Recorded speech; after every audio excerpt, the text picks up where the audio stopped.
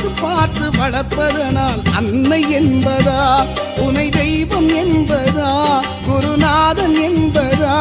என்னை பார்த்து பார்த்து வளர்ப்பதனால் அன்னை என்பதா, உனை கடவுள் என்பதா, கருணை வடிவம் என்பதா, உனை கடவுள் என்பதா, கருணை வடிவம் என்பதா, ஐயா ஞானதானம் தந்த உன்னை தந்தை என்பதா, உனை தெய்வம் என்பதா, குருநாதன் என்பதா,